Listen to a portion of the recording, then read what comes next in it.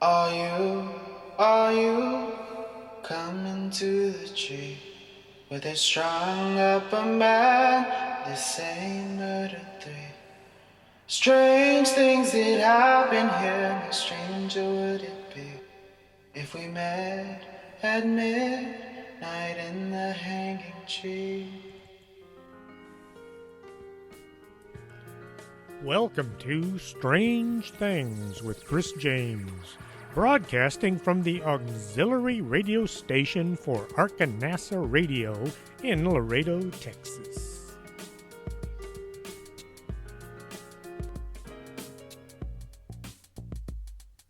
And welcome to the show. I'm your host, Chris James. Tonight, we're going to be talking about some dangerous hikes. I like hiking through the woods, places like Lost Maples and Garner State Park.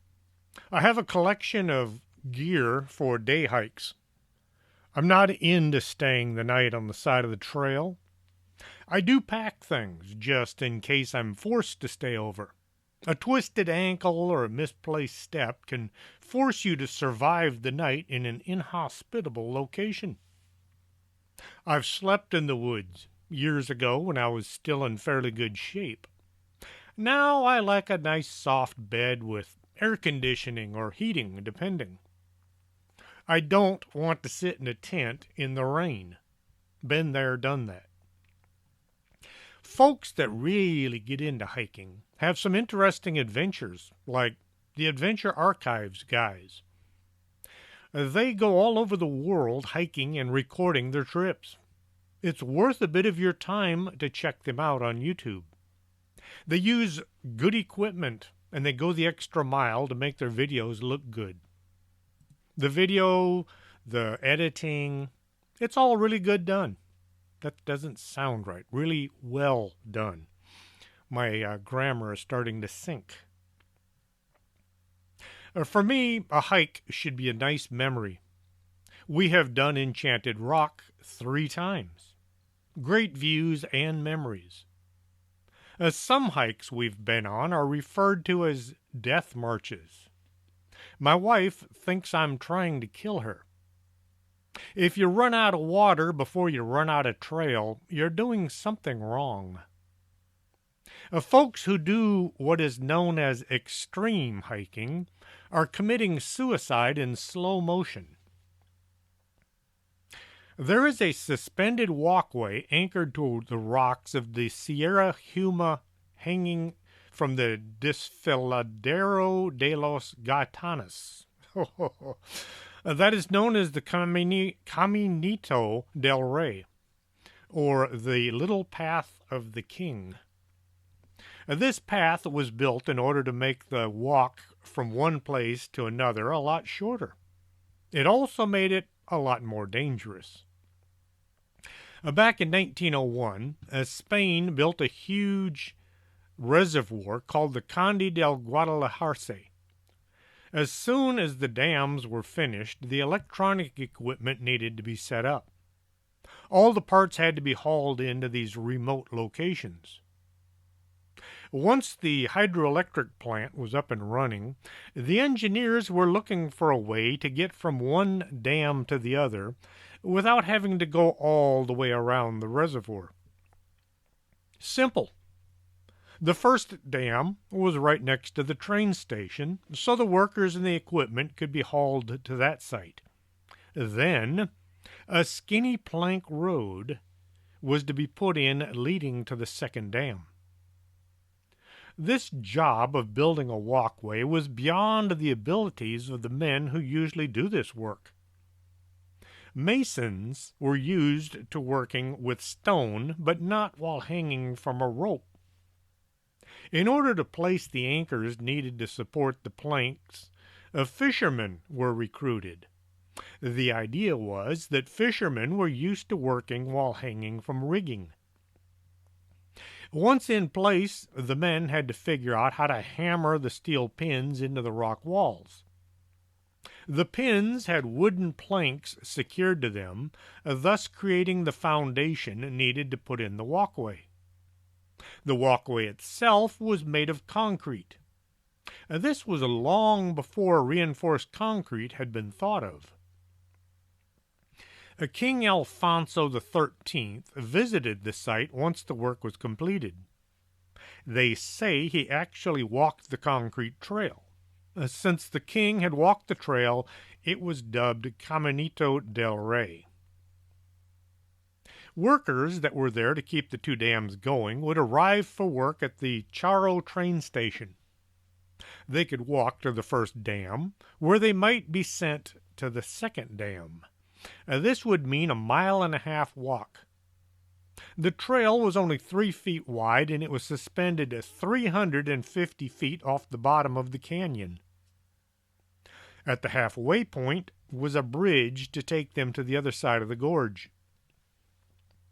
This small bridge is the most visible and well-known image of the road, since the image of the two rock walls joined by the Balconcillo de los Gaitanos is one of the most reproduced paintings in the province. There doesn't seem to be any record of how many men died while building the walkway or how many died while using it. Accidents happen. Ropes get worn out. Bad things happen at work. Men walking from one dam to the other might encounter a rock fall. Wind and rain would make the 3-foot-wide trail hard to maneuver. Spain has either not kept any records or they have been hidden away somewhere. As time went by, the trail between the two dams was no longer considered necessary. A road was built to the second dam, making it easier to get there without having to risk your life. The Caminito del Rey fell into disrepair. It didn't take long for people to begin hiking the path. The sights along it would have been unforgettable. Once one person had taken the trail, others would soon follow. This path became famous around the world with rock climbers and adrenaline junkies due to its horrible state of disrepair. The concrete began to fall apart. Huge holes opened up. Some parts of the trail fell away from the cliff face. This only slowed people down. Hikers would use mountain climbing techniques to get across the gaps in the trail. This was fine as long as you saw the holes and the gaps as you were coming to them. When the concrete gave way right under people, well, there was nothing to do but fall. A fall from 90 feet has a 90% chance of death. It goes up higher the higher you get. Then the bottom of the cliff is solid rock with a little tiny stream in the middle. People were still making the walk so they could tell their friends they had risked death and survived. According to government records, 5 people didn't make it. From 1919 to 2000, 5 hikers became skydivers. This was the end of the trail for a while. Tourism is a driving force in some locations. Towns with little to bring in money have to find ways to survive. In 2015, after spending $6 million on improvements, the Caminito del Rey was once more open to hikers. The trail is now located a few feet higher than the original pathway. It is made from improved metal and wood. There's a cable anchored to the rock face so that hikers can clip themselves to the safety device. You do need to bring your own climbing gear. Now it's more like rock climbing, only on a level plane. Helmets are required to protect against falling rocks. Well, a big rock will drive your head down between your shoulder blades or knock you off the trail. That cable is nice as long as it isn't stressed out too much. The wind whips through the gorge, which can also make life interesting. If it pushes a few people off the path, which could pull several more since they're all hooked to the same cable, how many bodies would it take to pull the cable loose? I don't want to find out. This next part was hard to get through. It had been translated from Chinese to English. Actually, there's no such language as Chinese. You may think there is, but all this time, you were wrong. I like saying that. I very seldom get to say that. Usually when I say that, I'm the one that's wrong. But if you thought that Chinese was a language, you were wrong. In China, most folks speak either Cantonese or Mandarin, two similar but different languages. Some folks speak Shanghainese or Fusao. There are a bunch of other languages as well. The country is so big with so many distinct areas, no one language has ever been incorporated. Well, back to the translation. The wording was in English, but boy was it hard to follow. Kind of like watching the opening credits of Monty Python's Holy Grail. All that talk about a moose and llamas and things.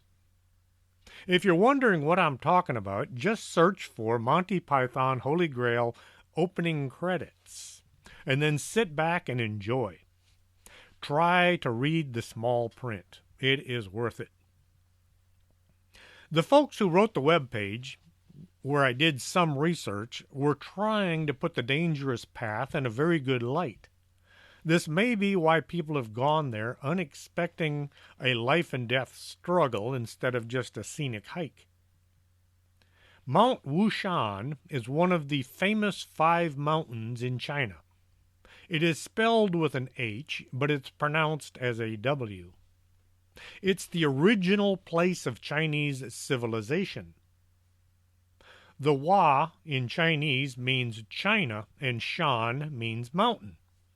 It was a holy mountain in ancient times, and it's a national monument today. Mount Washan is considered the #1 most perilous mountain in China. This leads to a lot of risk-takers and mountaineers visiting this famous site to experience its heart-stopping, dangerous plank path on the side of a cliff. The view is breathtaking, and the fall is life-taking. To get to the 5 peaks, you have to start at the North Peak. The trail will take you to the other 4. The trail is a bunch of old boards mounted to the side of the cliff. Due to the sacred nature of the mountain, ancient pilgrims were drawn to Wushan, and it was these folks, as well as monks and nuns, who began carving a network of stairs and trails that led to the mountain's peaks. These days, there are several reasons why people go to Mount Hua. One of the lesser-known attractions is the Washan Tea House, which was once a temple.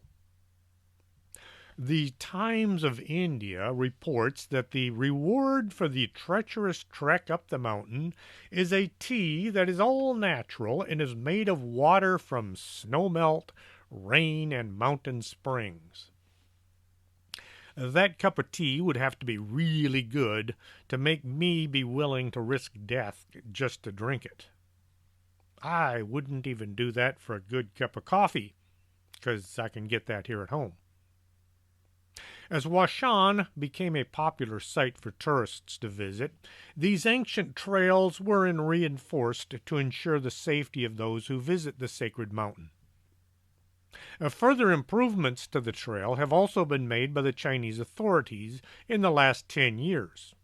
Nevertheless, several tragedies in which people lose their footing and fall to their death have been reported over the years. According to some folks, there have been over 100 deaths relating to this trail. China is not a very open society. In fact, to say they're hush-hush should be not putting it in the proper light. They tell folks what they can and can't say. Tourism brings in a lot of money. The folks living in China hear about this spectacular trail and they decide to go. While in the area, they're going to spend money. If they heard about people plunging to their deaths, they might opt to go to someplace less exciting, like maybe the beach. The Washan Plank Road, or Chang Kong Plank Trail, is the most dangerous, thrilling way in all the dangerous ways to traverse Mount Washan. That's straight from their website. This over 700-year-old plank trail was constructed at the South Peak by He Zisine, who had told his followers that he was immortal. He was at Mount Washan and had a stone pin driven into the cliff face. From there, they put in a second pin, and then they put planks in between them. These pins were covered with wood planks to create the walkway.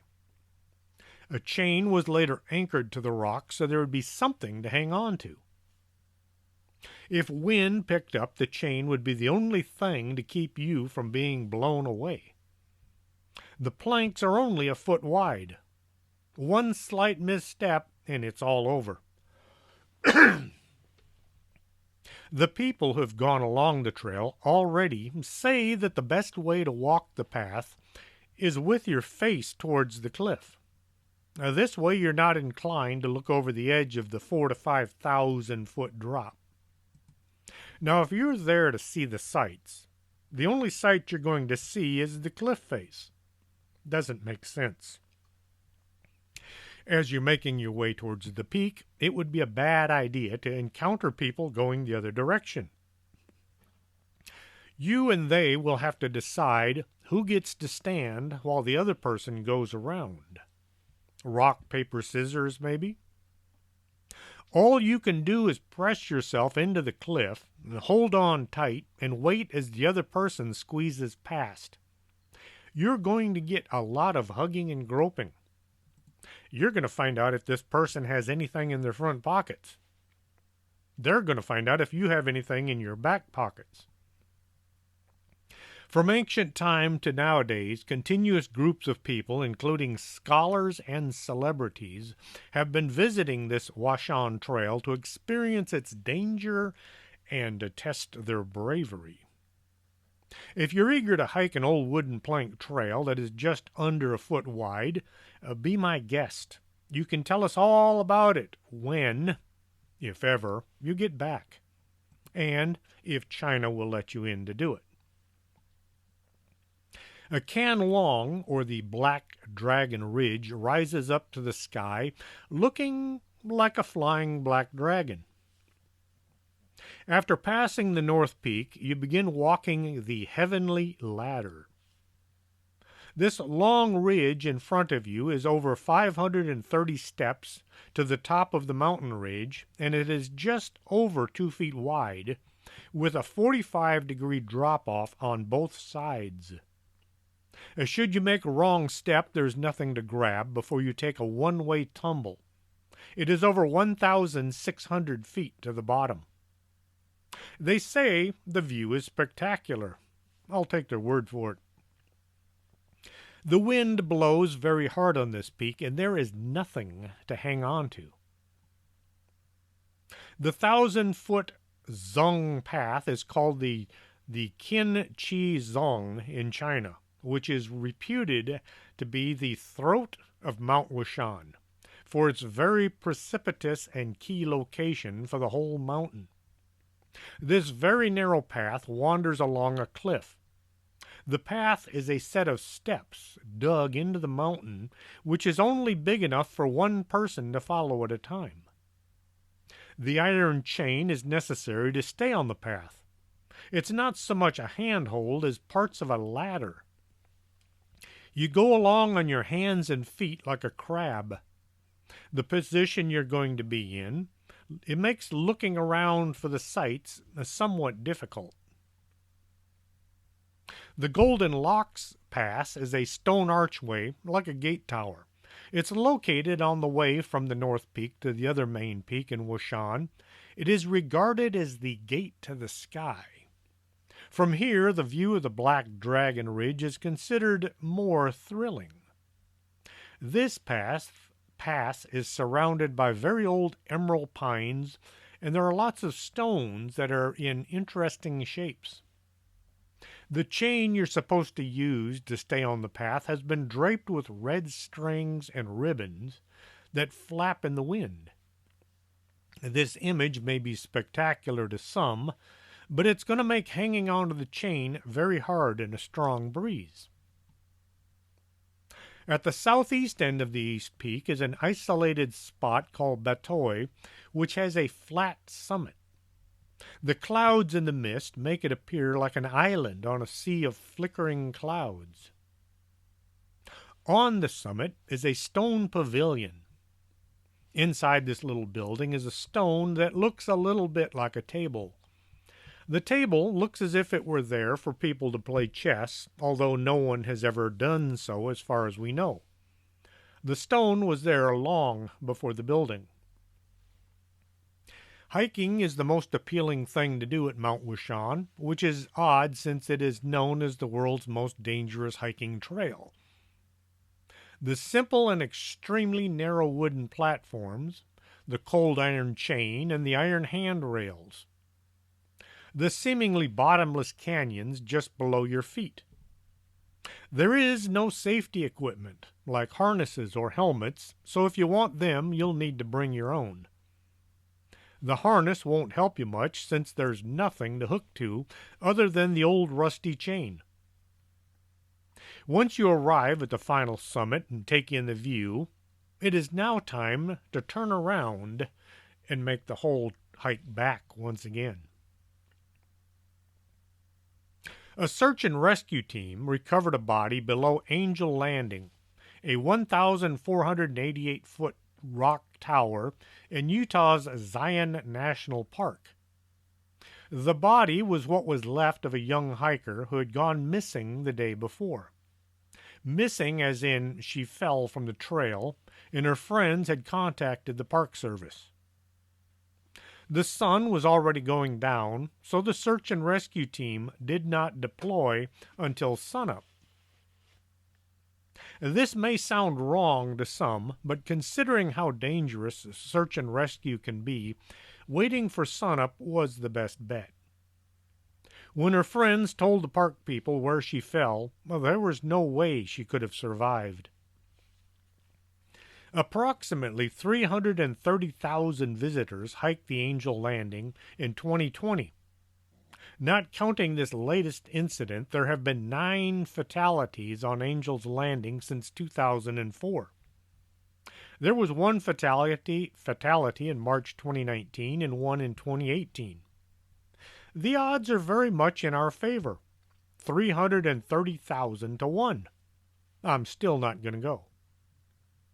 Angel's Landing was closed earlier due to rock falls, but then they reopened it. A rock fall doesn't mean one rock. A rock fall is a bunch of boulders accompanied by hundreds of small rocks that come cascading down and then they bounce around. It's kind of like being in the vicinity of a bomb going off. Sometimes shards of flying rocks go in all directions. Many of these are very sharp. The attraction of Angel's Landing is its living on the edge factor of dangerous exposure. The last half mile of the route, called the Chains section, is dramatic and narrow. The path is only a few feet wide, thinner than a sidewalk, and it's exposed to high cliffs. Sometimes the cliffs are on both sides of the trail. It's a drop-off in either direction. There's a series of chain-link handrails drilled into the rock. The chains add a measure of safety and intrigue to the hike, but accidents still happen. If you slip and manage to catch the chain, you're in good luck. If not, it's a long way to the ground. You may have time for a short prayer. Each time we hiked Enchanted Rock, we encountered folks being brought down by the park officials. They had made an attempt to climb the trail only to discover they didn't have it. They were able to walk, but they looked done in. They had a park official on either side kind of holding them up as they came down the trail. There are rattlesnakes along the trail. Just a little something to keep in mind. One trip, we decided to stay and watch the sunset. It was spectacular. Everybody applauded, and some little kid yelled, "Do it again." And then it was time to leave. I pulled out a couple of flashlights, put on my headlight, and we set out for the bottom. As we were walking, I said, "I wonder if there are any rattlesnakes around us." That was when we heard that familiar buzzing sound, followed by a scream. Excuse me, followed by a scream. Where did my voice just go? I made sure my wife was in a safe place, and then I ran back up the trail. There was a woman laying on the ground. Her friends were gathered around her, looking her over for damage. See, she said she hadn't been bit, but she did smack her elbow as she fell. I did a bit of first aid, and then I gave her one of my extra flashlights. I always carried several. As I was making my way back to where my wife was, I looked up and I could see bunches of people trying to navigate the trail in the dark. There were little groups of people all clustered around one person with a light. I guess they didn't expect it to get dark once the sun went down, like this was a new thing. When I go hiking, I carry a first aid kit, lots of water, a fire starter, a knife, my pistol. Yes, I have a retired law enforcement license.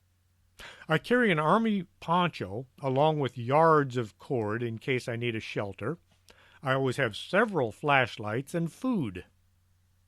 Way too many folks think hiking is like visiting the mall. You don't plan on having any trouble. If you plan on having trouble, you won't really have any. Utah is a hiker's paradise, but not all the trails are suitable for everybody. In fact, some of their trails are downright dangerous. They should only be attempted by those with expert skills.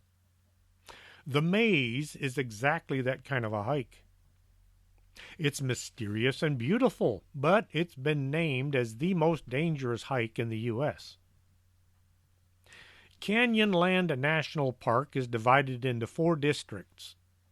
Island in the Sky is the most visited part of the park. The maze is the most remote and sees the fewest visitors. To reach the Maze District, you'll have to travel along a dirt road for 46 miles before you reach the ranger station. From there, it's another 3 to 6 hours along a rough dirt road. You'll have to have a high-clearance 4-wheel drive vehicle in order to get there. And you'll want to make sure you got plenty of gas and water and a spare tire. Before you hike into the maze, you must check in at the Hans Flat Ranger Station. It's open every day from 8 to 4. Rangers can give you a current trail status of the area, including an update on the trail's few springs. The maze is vast and wild and dangerous. It's not for novice hikers, and even experts sometimes run into trouble out there. It's a difficult place to navigate with lots of side canyons to lure you away from the main trail. Water's scarce, and help is hours and sometimes days away. One of the maze's biggest dangers is getting lost. A GPS isn't always accurate or helpful. You want to have a good map and a compass, and you want to know how to use them. Rock cairns, that's a stack of rocks, guide the way, but they can be far apart and are sometimes washed away. The maze is not a day hike. Most people spend at least 3 days out there, and a visit can take up to a week. Visitors must be prepared to be self-sufficient. During summer months, the maze can reach temperatures of 110 degrees. The most popular time to visit is during the spring and the fall. You are required to have a permit to hike this area, and you'll want to get one at least 4 months in advance. There's no denying that the maze is spectacular. To explore it, you'll need basic climbing skills to navigate the canyons. You'll need at least 25 feet of rope to raise and lower your pack along the way, and you'll want to travel in a group. While most folks will only see this place in photos, those who hike it find solitude, peace, and beauty in the seemingly endless vistas. Those who die there become statistics. And on that unhappy little note, I'm going to take a brief pause, play a couple of commercials. I'll be right back. Did you stay up all night watching horror movies and now you think your house might be haunted? Contact the Laredo Paranormal Research Society and have them come by and check out your house. Maybe you accidentally invited a ghost or a spirit, or maybe it's just the plumbing. You can contact the Laredo Paranormal Research Society at laredoparanormal@hotmail.com.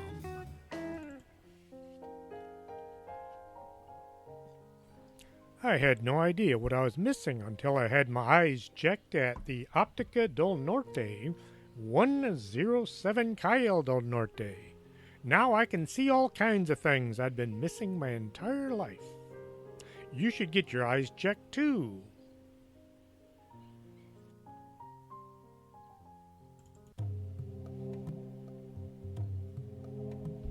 Coffee. Without it, we would never have had the Industrial Revolution. We'd all be still living in Europe in mud huts. Here in Laredo, we have the Organic Man Coffee Trike.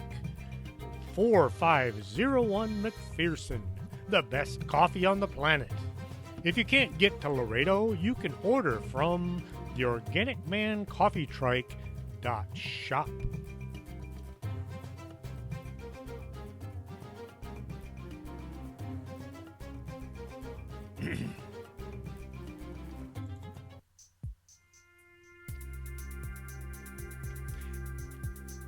Isn't it about time you did something for your skin besides mistreat it?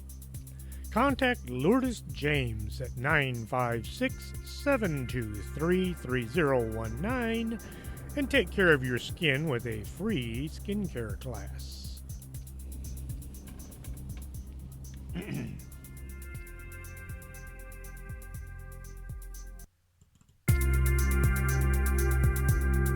This is Arkanasa Radio you've been listening to.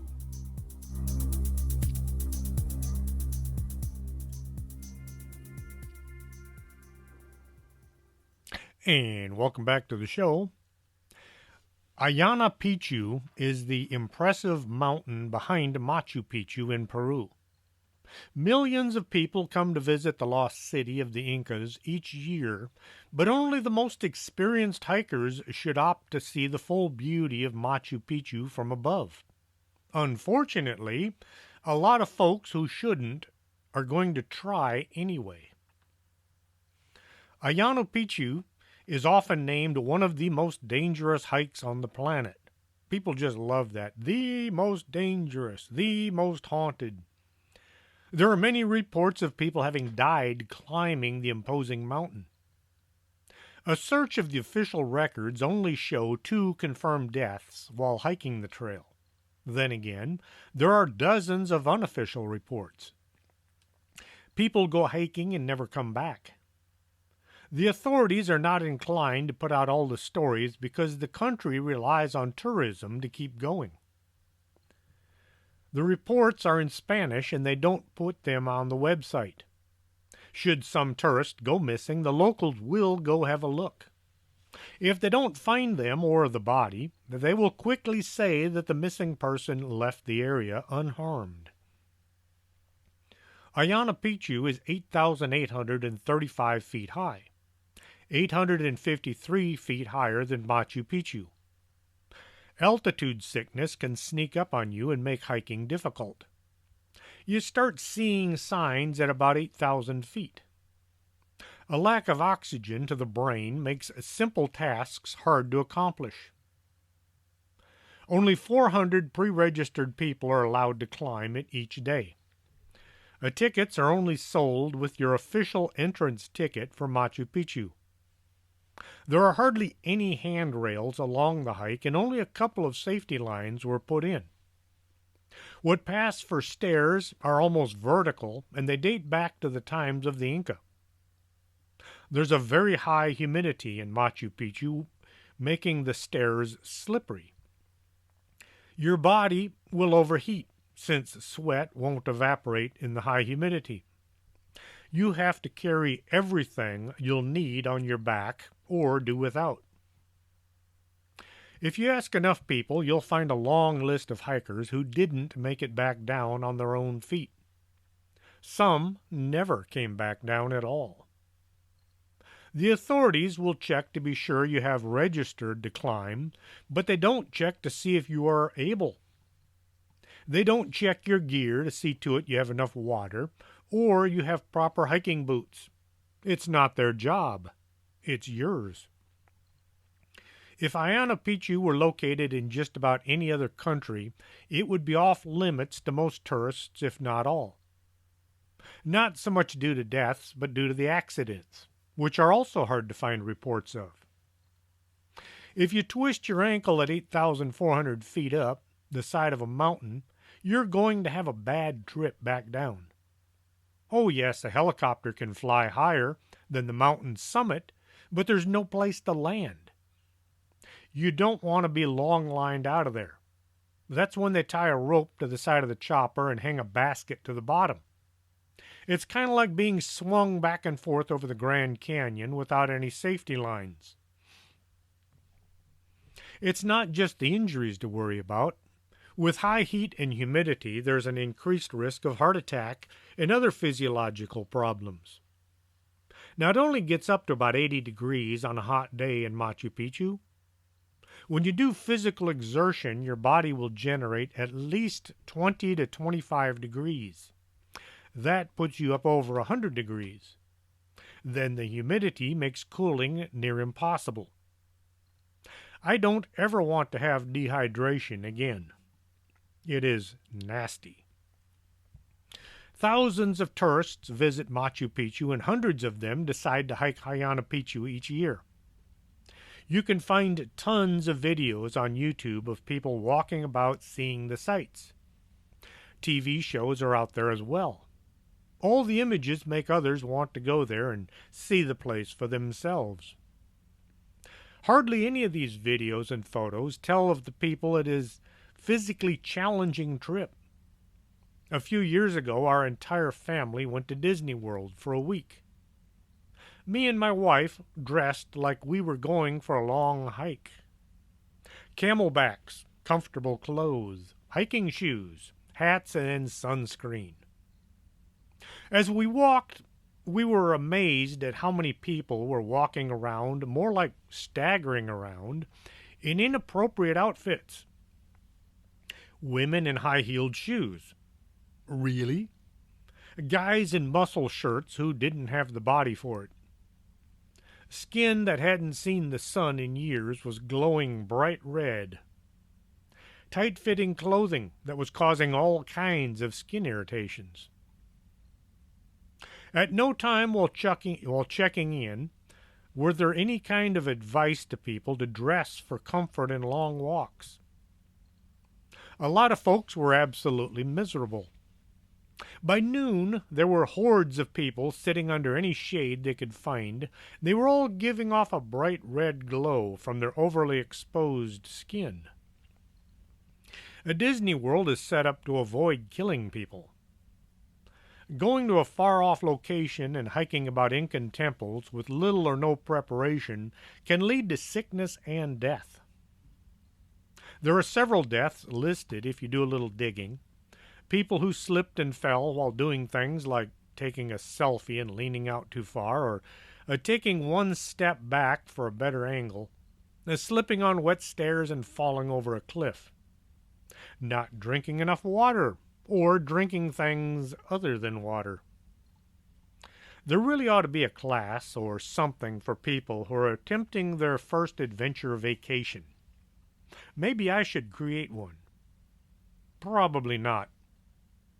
If you are inspired to design and create an adventure vacation training school, maybe you could send me a little cash for giving you this great money-making idea. There are more than 9,000 miles of hiking trails across New Zealand.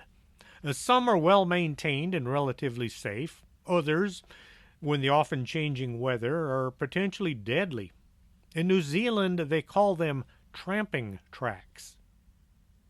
In the last 10 years, there have been about 5 to 6 hiking deaths each year in the Aotearoa. Aotearoa is the Maori name for New Zealand. It was originally used by the Maori people in reference to the North Island only, but since the late 19th century, the word has come to refer to the whole country. Several meanings have been proposed for the name. The most popular translation usually given is long white cloud, or something like that. This refers to the cloud formation which helped early Polynesian navigators find the country. In 9 months in 2019, between April and December, 11 people died while tramping in the Tararua Range, Arthur's Pass, the Remarkables, that's the name of the area, not a hero group like the TV movie, the Incredibles, the Remarkables, the Tongariro, Northern Circuit, Nelson Lake National Park, Mount Lancelot, and Rottenburn Track. Boy, they have to use some really hard to pronounce and hard to read names because they're New Zealand. It's kind of like the folks in England that don't speak English. From July 1st, 2007 to June 30th, 2017, there were 57 fatalities across the country's tramping trails. 31 were from falls, 12 were from drowning, 6 from hypothermia, 2 were caused by avalanches, 2 were glacial ice falls, slipping on the ice and falling through a crevasse, and 4 are unknown causes. Those are the ones I'm really interested in. A recent analysis found that Tongariro Alpine Crossing had the most safety incidents over nearly a decade. A safety incident is any time a person is injured and needs help while in the wilderness. I'm not talking about twisting your ankle, I'm talking about somebody has to come and get you. If a rescue team has to be sent out to get someone, it becomes a safety incident. In total, there were 293 incidents in which included fatalities, search and rescue, and injuries. Mount Taranaki, the summit route, had 52, and Milford Track had 47 over the same period. The Department of I'm having a hard time tonight. Not enough coffee. The Department of Conservation's principal advisor for visitor risk, Don Bogey, said while popular tracks were well maintained, there were several unmarked routes that required a high level of fitness and provide difficult to traverse depending on the weather. Some tracks and marked routes are rough, requiring a high level of physical fitness, and can be difficult and at times will have windfalls, washouts, muddy sections, and require route-finding skills, particularly if the weather and or visibility is poor. When you're hiking through an area where the markers are few and far between, if one marker gets destroyed by weather, then you have to be able to navigate to the next marker, or you run the risk of getting lost. What folks call trails are sometimes not really all that easy to see. I have followed some trails that were more of a suggestion than an actual trail. A GPS is a really neat invention. You can navigate all over the place without too much brain work. That is, until your GPS stops working. Things happen, especially in the middle of nowhere. Electronics are susceptible to wet weather, drops, gremlins, and all kinds of things that will make them turn from a handy navigational device to a paperweight. The GPS on your phone is only usable if there's a good, reliable cell tower nearby. Always have a backup plan. I keep a compass in my camelback.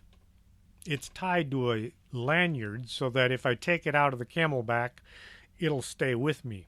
I don't have to worry about accidentally dropping it. I know how to use a compass.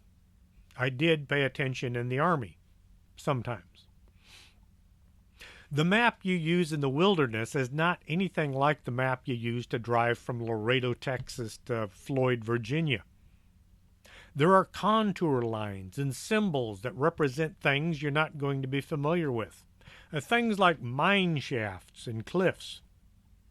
Knowing how to use a topographical map and a compass are a must if you're planning on hiking the wilderness.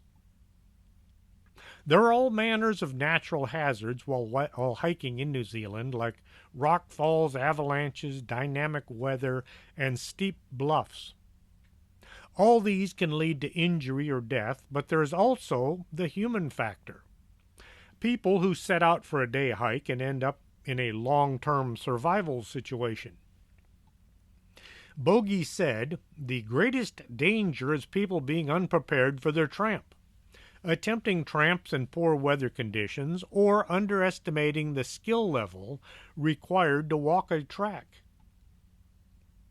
National Institute of Water and Atmospheric Research, or the NIWA's principal scientist, Chris Bandolino, said that New Zealand's weather was more changeable than unpredictable. He encouraged those embarking on hikes to thoroughly check the weather forecast and not just skim over the daily temperatures. He believed New Zealand's attitude of "she'll be right" wouldn't hold up when it comes to choosing a safe day to tramp. He said if you keep on saying that, you'll get burned. Bogey said alpine tracks were generally the most dangerous, especially if people attempted to tackle them without the right equipment or the ability to identify risks. He highlighted a Cascade Saddle in Mount Aspiring National Park and Gertrude Saddle in Fiordland as two of the most dangerous tracks. Both tracks have alpine hazards from falls on steep terrain when they're wet or they have snow. They can also attract less skilled visitors, often driven by spectacular must-go-there photos on the internet.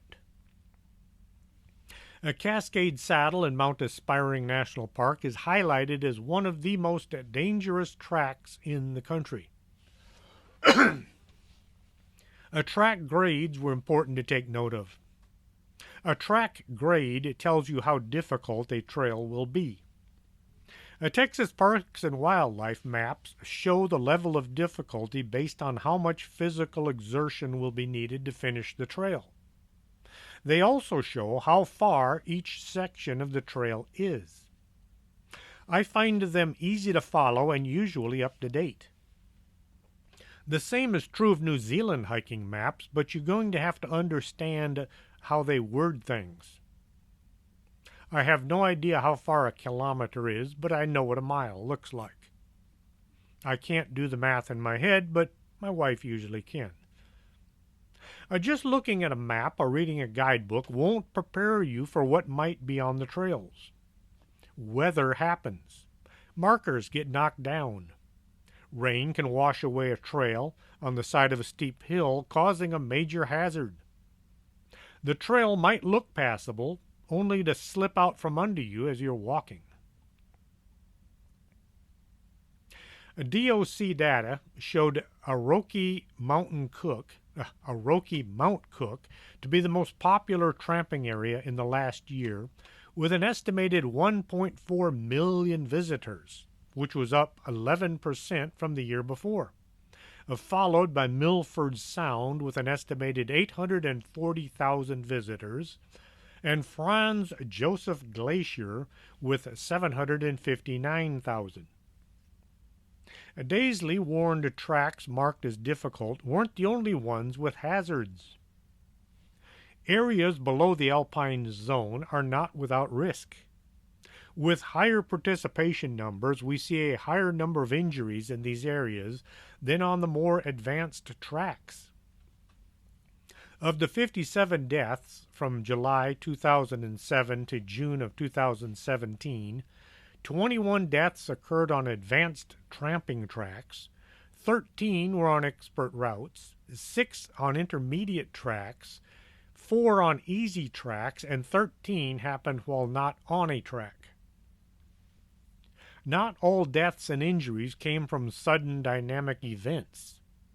Things are sometimes a cascading effect that start out small and then just keep going. A person is out for a day hike and it begins to rain, just a bit. Their clothes get wet and their body temperature begins to drop. Just a little hypothermia, and just enough to become uncomfortable. Wishing to get out of the cold, wet weather, the hiker picks up the pace, trying to finish the trail. A missed marker can lead to a hiker getting off of the trail. Once lost, the more you move, the more you get lost. You think you know what you're doing, and you just keep getting more screwed up. Adults that get lost are more likely to keep wandering, getting even more lost. Now, a wrong step can lead to a sprained ankle. Now, unable to walk, the hiker is forced to sit and wait. Cold, wet clothing will leach out all the body's heat, making life even more difficult. The hiker is at the mercy of the wilderness and must rely on others to come find them and help them back to safety. If they've gotten off of the main trail, it's going to take that much longer. The cold, wet weather might have stopped others from walking this easy trail, so now the hiker's stuck in the wilderness overnight. Just be glad there are no mountain lions, bears, or poisonous snakes in New Zealand. The Mist Trail is considered Yosemite Valley's signature hike, a popular challenge for visitors from all over the world. The 1.5-mile journey to the top of Vernal Falls has been the scene of many deaths over the years. Most of the victims were swept over the falls when they climbed past a barrier at the top of the hike. Okay, if there's a fence on your hiking trail, it's not there to keep you from seeing something neat. The Park Service are not in the habit of putting up fences just because they have extra material laying around. When hiking or camping, it's a good idea to know what the weather is going to be, not just where you're at, but anywhere around you that might have bearing on your location. If you're going to be hiking a valley, is it raining up on the mountain? Rain running downhill can move very fast. This can cause landslides and avalanches. Hiking along a river will be impacted by any rain or melt snow uphill from you. Some trails will require crossing a small stream that during an out-of-area rainfall become a rampaging river. If you don't know how to cross a flowing river, what are you doing crossing it? One trick I learned the hard way is as you're walking a trail, any trail, stop, turn around, and once in a while look back the way you came. That big rock you passed on the left will be on your right going the other direction. Even if you're doing a loop trail, you want to see the trail behind you. If you encounter a hazard that forces you to turn back, you should be able to recognize the route you're taking. This might sound like a waste of time. After you've been walking for hours and you're no longer as sharp as you were with a good night's sleep and a big breakfast, you'll notice how hard some simple things can become. About 15 visitors die in Yosemite National Park each year. This statistic does not reflect the thousands of close calls that are not reported. 15 deaths compared to 4.3 million visitors may not sound like much, but almost every one of those tragedies was entirely preventable. Hearing about some stranger dying is one thing. Knowing that person, or being that person, is quite another. A hiker, experience or lack thereof, may not be the deciding factor in an accident. On the trail leading to the falls, just past the bridge overlook, the trail narrows down to just one person wide. One side is a drop-off to the water 50 feet below. The other side is a slippery granite wall. As hikers are heading towards the falls, there are people coming back, moving in the opposite direction. Some of them are worn out from the long hike. Some are not paying attention to what's going on around them. Some of them are just in a big hurry. You have to watch what other people are doing. One misstep by them can send you over the cliff edge and into the water below. There are also lots of kids on the trail. Kids tend to get in a hurry going in both directions. Some kids aren't paying attention to what's going on around them. A small kid slipping and falling on the trail will bring a lot of folks running. Running on a narrow, slippery trail can cause a lot of injuries or even death. The closer to the falls you get, the steeper the trail becomes. The Park Service put in a railing to help you get to the trail. They also put up a fence to keep people from falling over the edge, but we already know how that is working. In 2011, one woman who had hiked the trail wanted to soak her feet in the rushing water, so she stepped over the barricade. She pulled off her shoes and sat down on the rocks and put her feet in the river. Just that quick, she was pulled off the rocks and into the rushing water. Two would-be rescuers jumped over the fence to try to help her. All three were flung over the falls and landed on the rocks below. As you're hiking along a trail and find you have run out of water long before you run out of trail, sometimes you just have to suck it up and soldier on. On many occasions, people run into what are known as trail angels. Somebody comes walking along, kind of appearing out of nowhere. They'll hand over a bottle of water and maybe some much-needed food, and then they'll walk away, not asking for or giving their name. Then there are what are now known as fight angels. These folks come along a trail looking for trouble, out in the middle of nowhere. James L. Jordan, who called himself Sovereign, would seem to appear out of nowhere. He was combative, threatened people, and he liked to destroy shelters. Tales of his aggressive demeanor preceded him as he roamed the nearly 150-mile span of the Appalachian Trail during the peak season. Hikers that had run-ins with Jordan reported him to the authorities, but one man who appeared and disappeared in the wilderness was too hard to track. Even the FBI refused to even look into the reports of a vicious, violent man who was attacking hikers on the Appalachian Trail. Jordan was arrested several times, but authorities never held him very long. It got to the point that hikers were keeping track of Jordan's movements. They would let each other know where Sovereign was so they could avoid him. You'd be walking along the trail and a couple of hikers would come up and they would say, "Hey, Sovereign is just up the trail a mile or so. So now it's time to find a new trail. Somehow get around his possible location." There were also websites that were dedicated to tracking this man's positions. The hikers knew where he was, but the authorities didn't. Jordan, armed with a large knife, attacked a group of hikers on the trail in Virginia. A man was killed and a woman was critically wounded in the twilight hour attack that sent other hikers running for safety.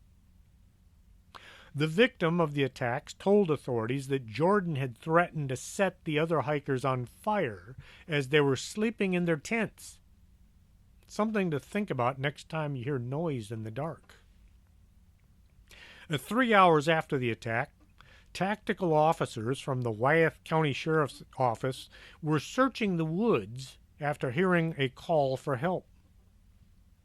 A dog approached the deputies, sat down in front of them, and then it got up and began to walk back the way it had come. The deputies, not having any other idea on where to look, began following the dog, which led them to where Jordan was sitting, still holding the knife. He was arrested on suspicion and later charged with murder, attempted murder, and assault with a deadly weapon.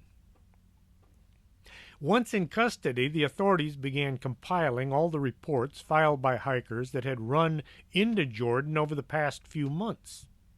There were a lot of reports that had never been acted on until the attacker was in custody. Just because you run into somebody in the middle of nowhere who looks like a fellow hiker doesn't mean don't keep an eye on them. You have to use something some folks don't possess called common sense. Look them over. Do they look friendly or crazy or what? Be careful, but don't let fear govern your life. Fear can keep you alive, but it can also make you do stupid things. Learn how to work with your inner self. Hope you enjoyed tonight's show. If you did, let your friends know what they're missing. Pass it around. Share it with others. You can also share the information with others. They don't have to listen to my show. After all, I got it from other people too. If you have a story, a true story, that you'd like to share, something to do with the paranormal, you can contact me at strangethings@arkanasa.com. I'm in the process of writing my next book called Paranormal. If you send me just the brief details of your encounter, I'll put it into a readable fashion. I'll send it back to you so you can say yes or no, that's how the story went. Once I get enough stories, I'll be putting out my 4th nonfiction book. Until next Saturday, this is Chris James for Strange Things. Are you coming to the tree where they strung up a man, they say murder 3? Strange things that happen here, how stranger would it be if we met at midnight in the hanging tree?